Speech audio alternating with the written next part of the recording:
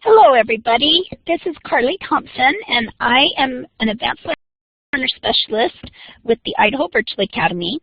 I have been working with gifted students since 2007, and I am really excited to share with you some tech tools for your intense gifted learners. One thing that I've noticed about gifted students is that they are pretty intense sometimes. Sometimes that they will get hooked on a topic and they just can't let it go. They just hunger and thirst and want to know more. And one other thing that I've noticed about them is technology is a great way for them to be able to enhance their learning. And it also is a great differentiation tool to help them to be able to drive deeper into areas of strength. And that is the best practice of gifted ed. So I'm looking forward to sharing with you today some of these ideas. A couple of things that I would just like to mention to you. If you have not liked us on Facebook, please do so. We're at facebook.com/21 Gifted Resources. This is our parent sessions that we've done. We have a ton of different recorded sessions at this link. And if you want to write those down, I'll also have these available at the end of the session today too. This is a specific blog page that we have about differentiating technology. And if you came today with a mobile device, and if you have not, you might want to download a free QR reader app. Just go ahead and go to the App Store and do a search for QR code reader, and then just download any one that you see that is a free one, and you'll be able to use it for our session today. So, and if you don't have it, no worries, you can still learn what we're talking about and then apply it later on. Now, I do have a few file transfers that I would like to share with you right now to make sure that you understand that everything that I'm sharing today I will have available for you on this file transfer. I have tutorials. I also have the links to everything that I'm sharing with you today, so you don't feel like, I really wanted that, but I didn't have time to write it down fast enough. So that's what I'm sharing with you right now here at the beginning, so you can be stress-free and just sit back and relax and enjoy the session today. Okay. Also, I'm going to file transfer, since I'm in there right now, a document that I'm going to refer to in a minute called Digital Natives and Digital Immigrants. So if you want to save both of those documents right now to your hard drive or to your desktop, wherever you have that, and then you can refer to them later. All right, let's get started. So Mark Prinsky is an educator that wrote an article called Digital Natives, Digital Immigrants. He refers to the younger generation as native speakers of the digital language of computers, video games, social media, and other sites on the internet. A digital native is a person who's born after 1980. And to be honest, they really don't know what life is like before these things. I thought this is quite a cute little cartoon there. And so true. You do my website and I'll do your homework. That you can see here who is your digital immigrant and who is your digital native. So Prinsky, he also said that today's students think and process information fundamentally different from their predecessors. These differences go further and deeper than most educators suspect or even realize. Different kinds of experiences lead to different brain structures. Now, I found this completely fascinating. Prinsky is saying that it's very likely that our students' brains have physically changed and are different from ours as a result of how they are growing up with such an interactive world. From the very beginning, they're touching these iPads and being able to interact and then having immediate responses. And they're saying that that evolutionary change is taking place, that their brains are actually being formed differently as far as some of these changes taking place in their minds, or in their brains, which I thought was very interesting. Now, why is technology? Well, first off, let's read this together. It says the single largest problem that Mark Prinsky says facing the digital world is our digital immigrant instructors. So that's us older folks, okay, who speak in outdated language, that of the pre-digital age, are struggling to teach a population that speaks an entirely new language. Why is technology a great way to differentiate learning for your intense gifted student? Type it into the chat box.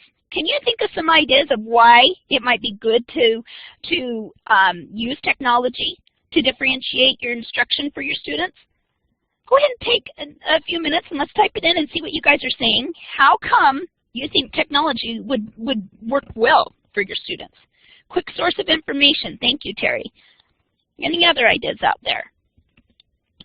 Yes, it's quicker, more information. It's easy. It is. For the most part, it's pretty easy, huh? All right, any other ideas out there? It's a main source a lot of times, and it is individualized, Anna. Yeah, their attention span is sparked. It's interactive, isn't it? And I love that it is individualized, Anna. I think you hit a really key thing there, that you can accommodate their learning to exactly them, either how deep the rigor or shallow. And you can accommodate the pace, how fast or how slow. So because it's one-on-one, many gifted students have specific areas of deep interest or expertise. Internet-connected one-on-one technology permits students to research those interests, find and communicate with others who have those interests, and then present their findings powerfully through the use of multimedia. This benefits all students, of course, but it's particularly important for those gifted students with interests that wander far off the beaten path. And technology allows the gifted student to work at their own pace. It accommodates the depth, breadth, and rigor of assignments and how they can deliver the products they produce. Now, this is something really important to think of, okay, guys? You don't need to know how to use the software. You don't need to be the expert, but you just need to introduce it to your student. Your student will figure it out. That's the biggest thing that I think oftentimes the parents I work with will be a little bit intimidated by technology, and because of the era in which we grew up. And so just realize that your student's going to figure it out. Just introduce it to them, and they will take it from there. Yes, that's a scanner as well. Patrina, you guys are asking about the QR code. Yes, you could do a scanner instead, and that would work just the same as a QR code reader. All right, so yeah, I like the internet, and there are some great things about the internet, and there's some bad things about the internet, but that's why that guidance of the parent is huge. So, we don't all follow you on Twitter, Kayla, so please just tell the class what you did during the summer. How can you increase student motivation and achievement? Instead of trying to do things the old way and writing this book report that's, you know, and I agree, there are logistics of writing that are so important. But if there's a way to then take it to the next step after they've learned the necessary skills, I'm talking about working with our gifted students here. By incorporating their learning through technology and embracing it, that is where you're going to see your growth take place with these students. All right, so let's get to the tools, guys. I've talked about why it's so important and how it's something that we need to do for these students. So now let's talk about some tools, okay? So let's look here. This is called TitanPad. I want to make sure that when I'm sharing with you, it's working correctly. So please communicate with me through chat box if by chance your screens aren't loading correctly. But before I do that, I'm going to share with you a website. This website's called TitanPad. You can go into the website and follow the directions that are on the screen. It first says it's going to look just like what you see here on the board. Enter your name. So over here on the right-hand side, you're going to enter your name in the box and hit your enter key. After that, choose a line number, one of these lines down here, and then fill in your answer to the following question on that line, okay? So maybe, actually, let's write your name next to the line number so you know that somebody else has got your line. If somebody else, so that everyone knows whose line is who. If somebody already has a line, go to a different line and write on it instead, okay? And what I want you to do is answer this question. How could you use TitanPad with your student or child? So I'm going to be providing these tools for you guys, showing you these different websites, but I want you to go beyond and think of, how can I use this with my student? Is this something I could use with my students, with my family that I'm homeschooling, or is this something individually? How could I use this tool that Carly's sharing with me to be able to apply it to my kids? All right, so let's go ahead and try this one out, and let's see, okay? You can get a real taste of it here. It's connecting for you. You should be able to go ahead and enter your name over there on the top right-hand side.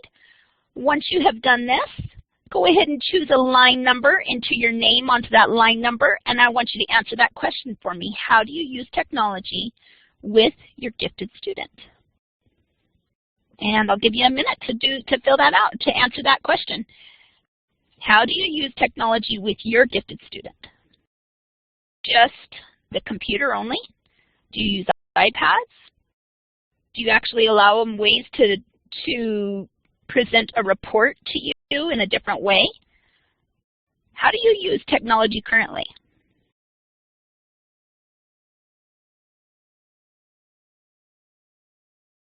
Okay, I'm seeing some great comments here. A lot of you are saying that you're using technology more for information and topics rather than a way to present or to do their schooling. Okay, all right, that's all right. Use it for mobility, learning on the go. I see that. Lorraine, if it's not loading for you, I'm going to give you the link in the chat box and see if you can click on that and if it'll take you into it. Okay, Lorraine? I'm seeing several of you are in there right now. Patrina, Cheryl, Julie, Holly, Christy, Shalette, Anna, Yasmin. Excellent. Okay. So I'm seeing some different ideas. iPicky, excellent. That's kind of a fun tool. Practicing math facts.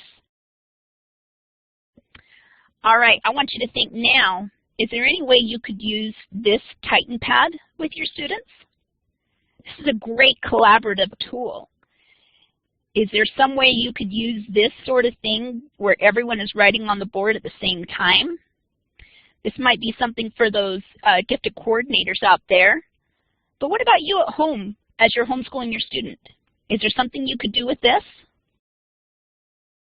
Yeah, in another room, Patrina. If you're in another room or a different location, you can type in together onto the board, maybe guide his learning, doing some brainstorming, whatever it may be. Excellent.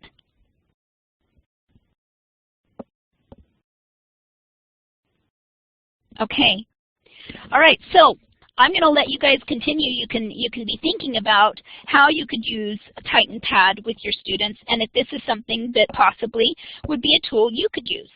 I'm ready to share with you another tool. I think you guys get the basic idea of what Titan Pad is. So I'm going to take us out of there even if you're not finished writing yet.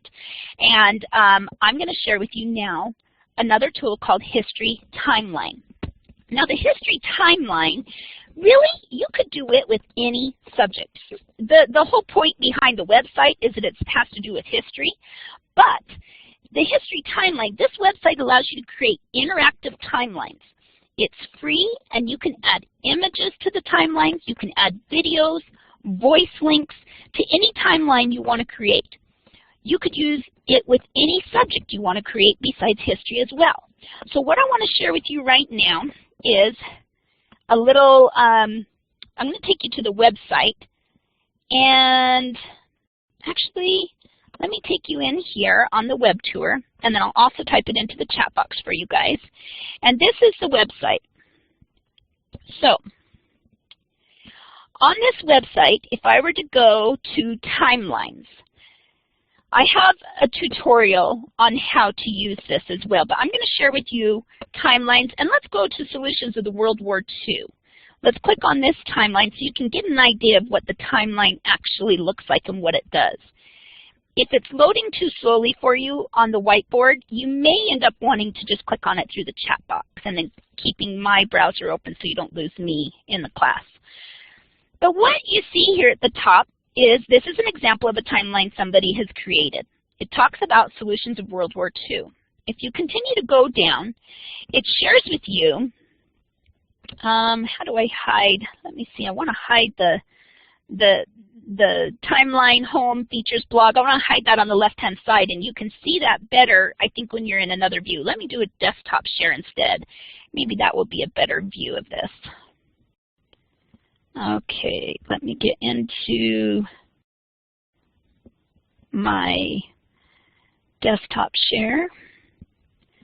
Let's see if you guys can see this better. Okay, sorry for that. Let's do this one more time. Okay. Can you guys see this better now? This app share, I'm wanting to share it says history timeline up on the top left-hand side. If you can see this, will you give me a green, or just a smiley face for me? Approving, great, Christina, thank you. Okay, so if you see this, I'm going to show you around a little bit. So if I click on timelines, it's going to take me to, let's do the solar system. This is a timeline that history, the website people created, okay? And if you look here, I'm going to go ahead and scroll down to on the bottom. You can put any picture you want to load onto it, and then you can have your student put in information that they've learned. This is the objects of our solar system. They can type in any information they want to share here. They can upload links or share the information with somebody. And then if you continue going down, look at this timeline of what they've learned on the solar system. Mercury, Venus, Mars, Earth. You can see all this information. Now, just so you know, a student could upload maybe a video that they found on a dwarf planet that they found out at NASA, and they could upload that into this timeline that they're creating on maybe a book report that they've done. Maybe they wanted to create something with a video that they're talking to. Maybe you got a really cool interview with a NASA astronaut. Who knows? Maybe you want to upload that video and share that here.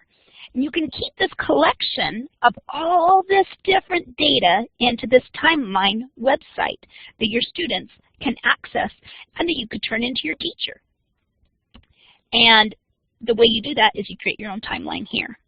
Let me take us out of this website. I hope that that showed up for you guys when I do. Were you guys able to see that decently, at least enough to be able to see what was going on there? Type into the chat box and let me know if you were able to see that. Okay, thanks, Lorinda. Okay, so now I want to share with you a little step-by-step tutorial that's not, oh, no, actually, I'm not going to share the whole tutorial. In the file share that I shared with you a little bit ago, it has about an 8-minute tutorial of exactly how you would step through and create your own timeline. Give that tutorial to your student. They'll take it away. They'll take it off and just, they'll be awesome with it. Do you have any ideas of how you could use history timeline? What other subject could you use history timeline with? Go ahead and put that into the chat box for me or take the mic. How could you use this timeline with your student and in what subjects?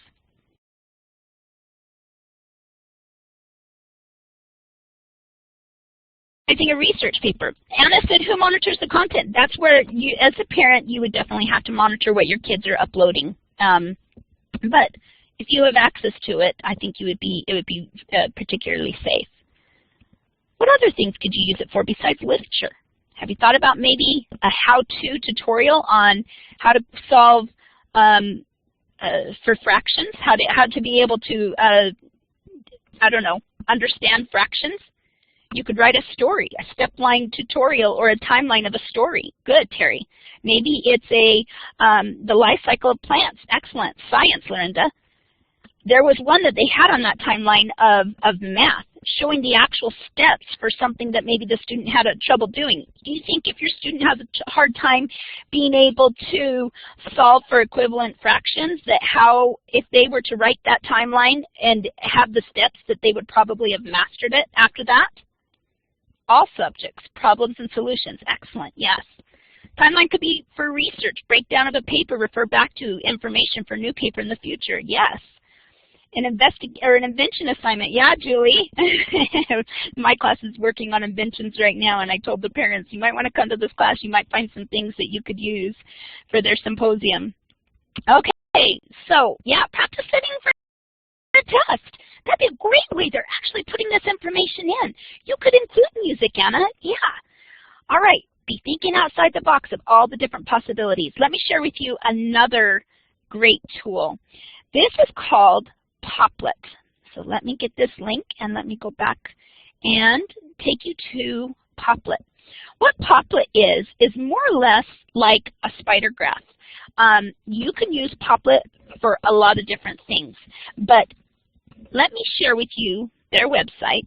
So let me go in and do a desktop share again, because I think that's going to be the best way for us to be able to check it out.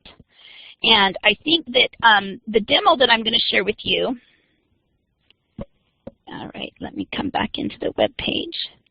And here's my desktop share. Okay.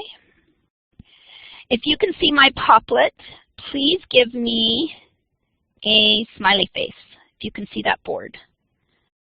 It says my new Poplet. Okay, great. Thank you.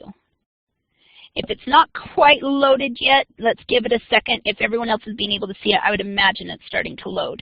If your screen is taking a long time to load, you might make sure that you close out of all other applications so that everything is loading well for you. Okay.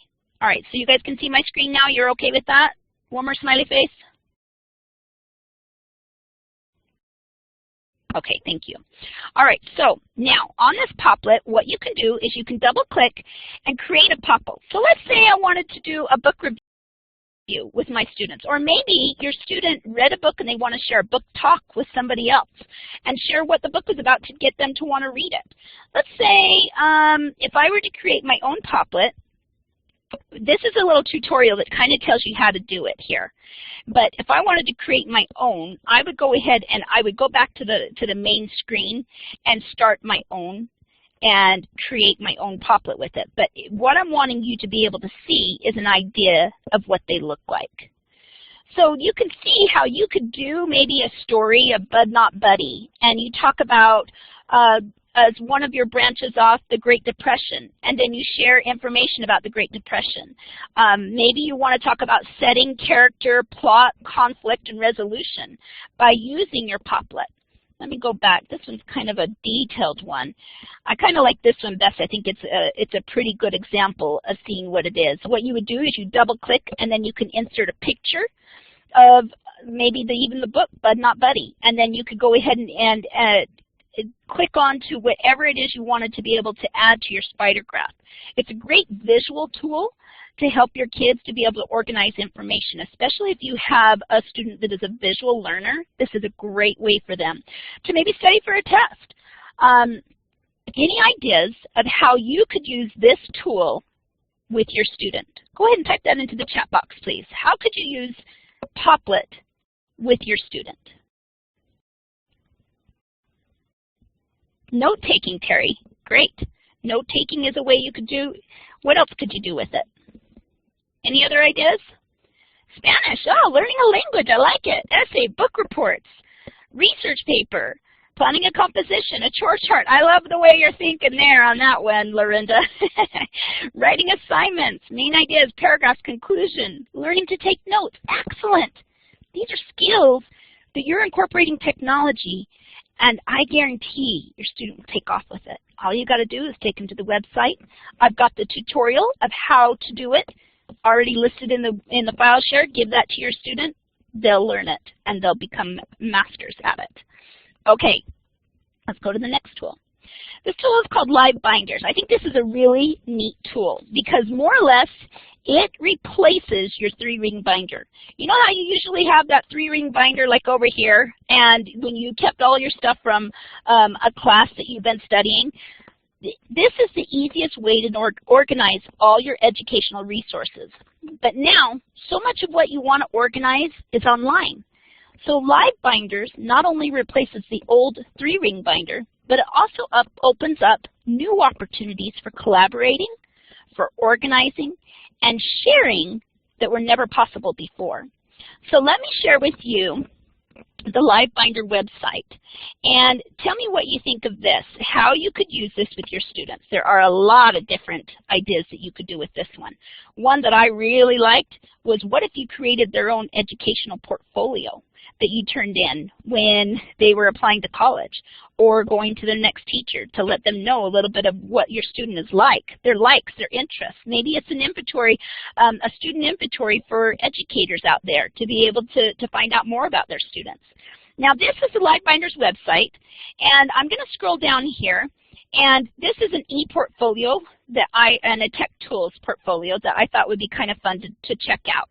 So I'm going to click on this one, the Tech Teaching Tools. And if you were to look here, see all these little tabs at the top? If you can see my screen just fine, give me another smiley face so I know you guys are there. It's so hard to moderate without a dual screen. Okay, thanks, Amy. Okay, so now going back, here are all these tabs at the top. Think of these tabs like in the tabs in a 3-ring binder. You can go from one tab to the next. And the cool thing about this virtual binder is that you're able to upload links, pictures, video, whatever it is they're studying. Maybe it's vocabulary words all on motion and design, like what this student was studying. Maybe it's specific videos that they studied. Can you see this being a fantastic passion project? That they're building these resources, and you can create folders within folders. So I can click on this with the roller coaster templates.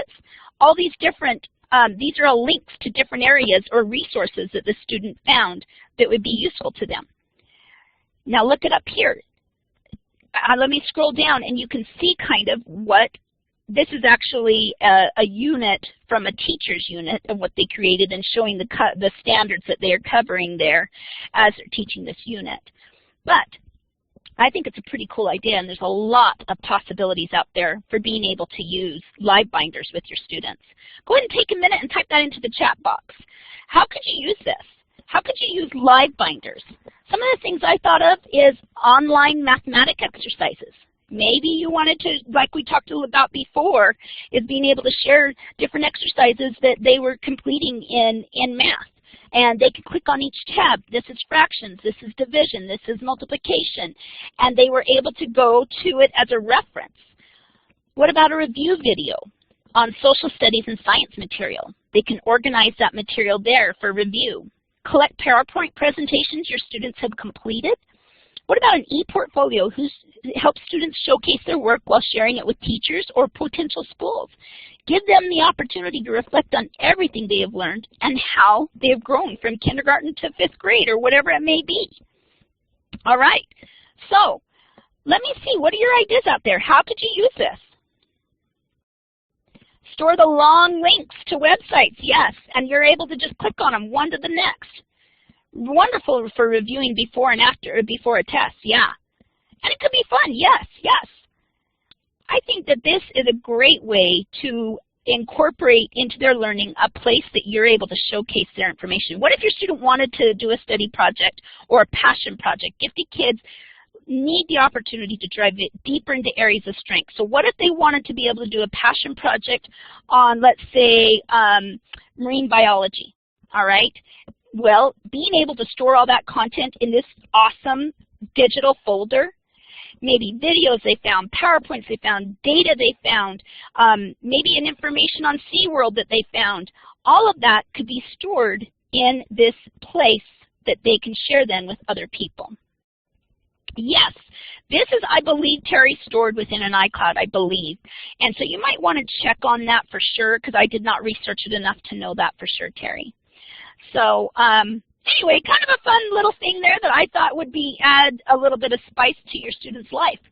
All right, let me share with you now the QR code. Let's get to this. All right, now this is kind of a fun thing, guys. I want you to get your QR code app that you have on your computer. And one of the things I'm going to share with you is this works well for students using computers and is especially handy for students using mobile devices with QR scanners. What you can do is this website right here. I'm going to take you to this website. You can enter in, this is the lady who runs this website. It's called Tammy's Tech website. And she's created a place that will convert your URL link into a QR code, this picture. It's a digital picture that will take you out onto the internet. Okay, so the cool thing about this, first off, you need to make sure you are logged into your Google account. If you don't have a Google account, a gmail.com account, you need to create one. Once you've done that, then what you'll do is you'll click the link, right? Let me actually take you out to it first. All right, let me get the code. All right, and let me get this out onto the internet. Let me do a desktop share. Yes, I will put it into the chat box for you too. Okay, hold on. And let me put this into the chat box now for you. Okay. So you should be seeing where it says Tammy's Technology Tips for Teachers. Can you guys see that? Give me a smiley face, please. Great, thank you. Okay, so this Technology Tips for Teachers, if you were to scroll down on this page, down here, if you click on that link, what it will is it will take you next to a place that you need to make sure you're logged into your Gmail account. If you are logged into your Gmail account, actually, once you are logged into your Gmail account, it should take you to this place that you want to make a copy of the spreadsheet. Yes, make a copy. It'll make a copy and put it in your Google Drive for you. Once you have this spreadsheet located in your Google Drive, you'll be able to take any link you want and put it inside this box. So I have taken a past tutorial that I did on asynchronous learning for children that are early gifted readers, okay? Early gifted readers and asynchronous learning. So this, look what I'm going to do here. I'm going to put in here my link to that website. And I hit enter, and look on the right-hand side, it says it's loading. What it's doing is it's generating a QR code for me. And what you'll be able to do is take your QR code reader, and you should be able to hold up your app to that code or that picture. Once you hold it up, then it's taking a little bit of time. It's going really slow. It's probably too much at one time on my computer, but let me make sure you understand how to do it so you can do it on your own. If you're at home and you've done this so far, what you'll do is you enter in your link here. Maybe it's a video, or maybe it's a website, whatever it is your student did. Maybe they recorded a book talk that they did or a presentation they did on a video. Take it one step further by uploading it to YouTube, putting the link here, and then it will create the picture or the QR code for them over here on the right-hand side. After you've done that, take your iPad, and you could go ahead and hold up your iPad. Maybe it's doing it because I've already created the code for this. Hold on. It's timing out on me. Let me make sure and see if it takes you there. Can you guys take a picture of this right now? And it should take you to it. So put your QR code reader up to this picture right here on the board. Actually, no. Sorry, I forgot. I put it right here. Okay, so this is my QR code that generated from that Excel spreadsheet that I showed you just a second ago. Go ahead and take your app or your phone, open up your QR code reader app, and then what it does is it opens up your camera.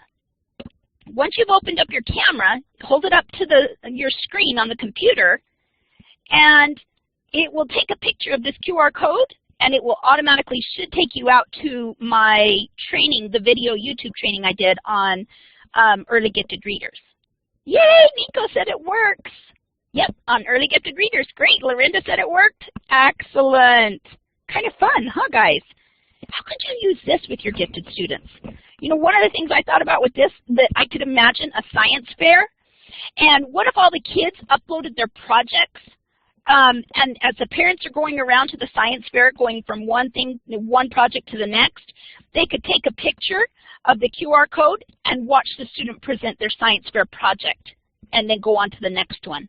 That'd be kind of cool, wouldn't it? All right, share with me, what are your ideas? How could you use this with your students? Type it into the chat box. What are your ideas out there?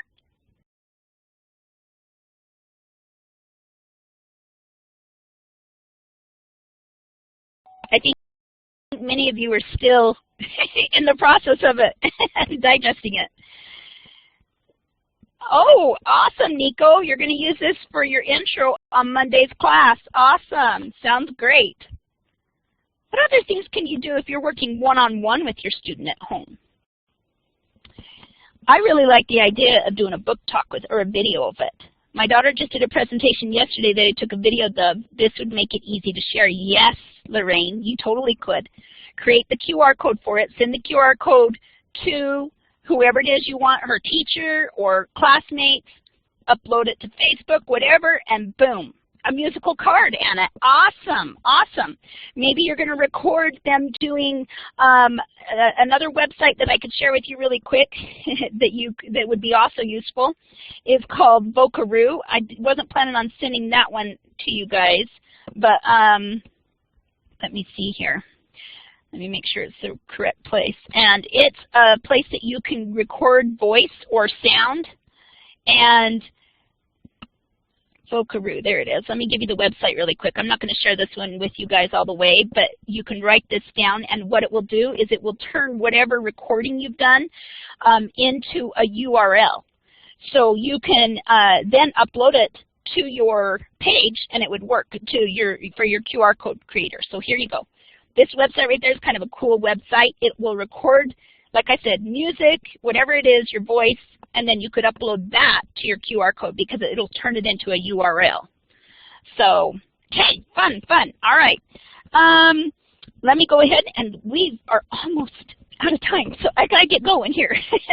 That was the QR code. Let me quickly go through Pixton. Now, this is a really fun other idea here for you. Pixton is a website that creates comics.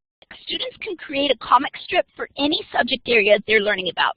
Let's say they are having trouble knowing the life cycle or something about plants or whatever it is you're wanting to do, okay? They can create a comic that is on the subject area they're wanting to do. Maybe it's math, learning perimeter and area. Let me share with you this. I have a tutorial of exactly how to do it, but it's kind of cool because it will create that they can create their own comic about it. So let me see here. I'm going to share this. And let me go into my website and make sure you guys can view it. Okay. Now let me do a desktop share. Okay, so now you should be able to see my Pixton website, and this takes you now to different subject areas that you want to choose. Let's say you want some ideas of how you could incorporate science into these cartoons, world languages, history or social studies. I'm going to do this one on, let's do history and social studies. Actually, no, I wanted to do the one on mathematics. That's what I wanted to show you guys. So if I click on this, these are different subject areas that they've got other people that have created these other comic strips. And let's look at this one, viewing on perimeter and area. So let's say your child is having a hard time learning that. They can create their own comic strip. And look at this one. It says, the teacher asked us to cover the bulletin board with red paper. Do you know, or do we need to know the perimeter, the area of the board? We need to know the area. Done. Then I think we should add an interesting border. Is that the case? Now we need to measure the perimeter. So do you see how your student would be adding the information into this comic strip? Your student would be adding the content they needed to know. Then they could always go back and check their work and make sure that it's correct, but this would be a different tool for them to show you what they know or to practice what they need to know by being able to create a comic strip about their ideas. Is this something that you think you could use with your students? Type it into the chat box for me. Oh, yep, here's the link to this if you're wanting to know. And remember, these are all things that are on that file transfer that I sent at the beginning there for you. Okay, Shalette? If you did not get this file transfer, let me know. Okay? But yeah, I think this is something that kids would love. You could do it with math, science, fun for any subject. Excellent. Okay, again, I'm moving along, so I'm not taking too much time on these guys. But let me go to the next one, visual poetry. Now, these are some ideas for your mobile devices, okay? Yes, great for artistic and visual learners, Cheryl.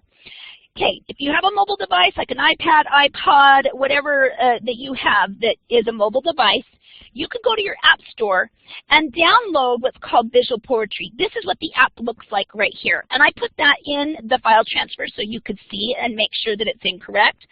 And yes, we went over the code reader, Shillette, but let me, I will be sure to send out the recording too, or else I can stay on after class a little bit for you too if you'd like. Okay, so let's talk here about the visual poetry. What if your student is doing in your comprehension and literature course, they're having to create a poem? Well, let's take it one step further and create some visual poetry with it. You can go to your app store, create this, download this app, and then they can insert the words into any picture that they want. Here's an example of what my daughter did with this rose. She wrote a poem about frowning and smiling. Then I had her put it into more of a boy one, so it wasn't just liked by girls. And this is something that would be kind of fun for them to be able to express their ideas through the picture. That's called visual poetry. So let me make sure, like I said, that is in your file transfer, and you'll want to make sure you take advantage of that. It has the links, or it has the information you need to be able to download it from your mobile device.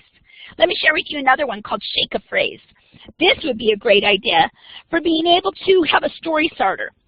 It's a fun language app for creative writing prompts, vocabulary, and parts of speech practice.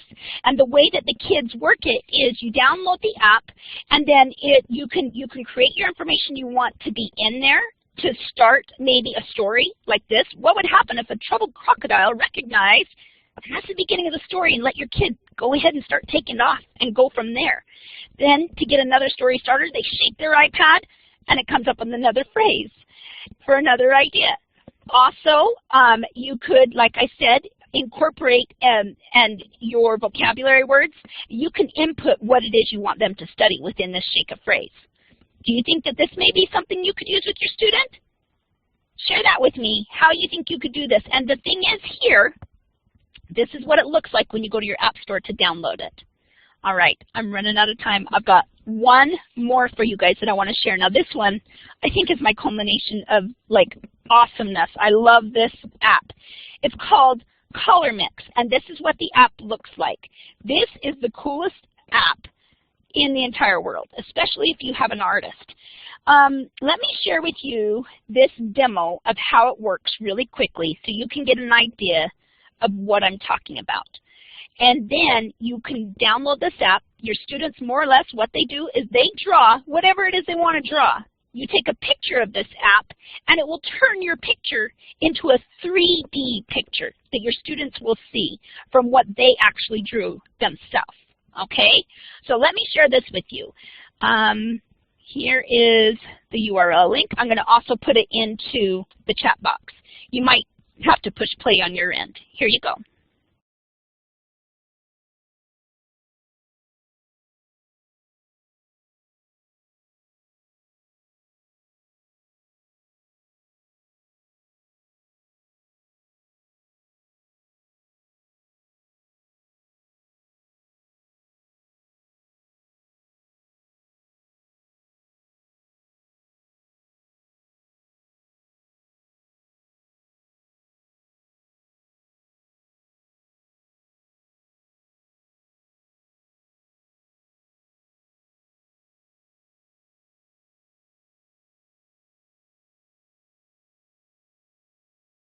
Okay, I'm going to stop it because we're almost out of time. I've got about 1 minute, and so I don't want to take you much longer, but I think that is like amazing and exactly what you had said.